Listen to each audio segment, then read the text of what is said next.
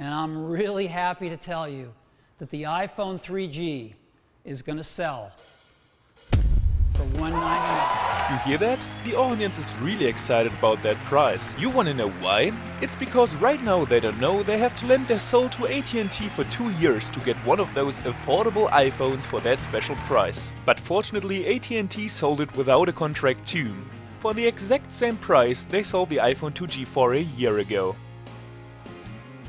And we think we can check off more affordable. Yeah, for sure. Actually, the iPhone 3G was the first iPhone I've ever owned, but as stupid and haphazard as I bought it when it was already totally abused by iOS 4. So I definitely had a restricted connection to that iPhone, just like the iPhone itself to the 3G transmission tower. But you know me, I would never ever create a biased opinion video about the beautiful and legendary devices I review on my channel, just like the stupid ass iPhone 3G. So let's begin. The iPhone 3G was invented in 2008 and advertised as an improved and more affordable iPhone 2G. Furthermore, Apple recognized there was a demand for iPhones in more than 6 countries, and so it came how it had to come. The iPhone 3G spread into more different places than the turd of a diarrhea-diseased McDonald's addict in a hurricane. But let's fall back on that improved thingy, because you won't believe how extensively Apple developed the iPhone back then. The new, revolutionized, remarkable design shows at the first glimpse Apple didn't want to let their customers suffer from outdated shit anymore. Like from solid metal backsides, for example. Ha! Solid metal backsides. Those are for losers. By the way, that uncool metal backside was replaced with a beautiful and gorgeous plastic backside, which breaks apart even faster than a chocolate bar. But at least they improved the inside of the phone to provide a better basis for the new third-party app support. I think it's time for a little comparison. The 2G came with a 3.5-inch 320x480 TFT display with a pixel density of 165 pixels per inch, a 412 MHz ARM11 CPU, 128 MB of RAM, a 2 megapixels camera and Bluetooth 2.0.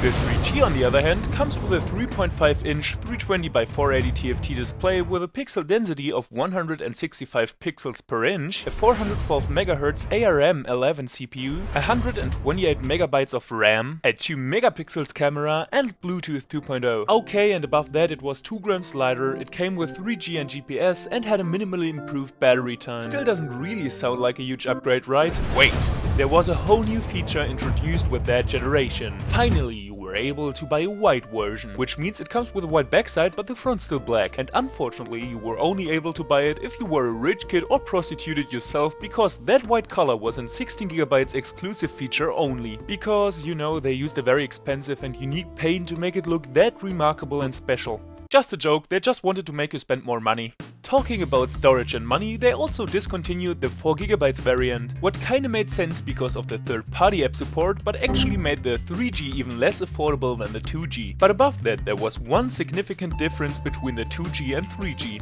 The first iPhone was discontinued with the invention of iOS 4, while the 3G users got access to the update. So Apple actually realized the 2G would be incapable of performing iOS 4, but at the same time they thought a phone with the same specs but a different backside wouldn't have problems to run it. Okay, or maybe they didn't want to piss off the Apple army. But as everybody assumed, the 3G sucked balls like some Alexis from a US state called Texas. The only difference, the 3G sucked 24/7.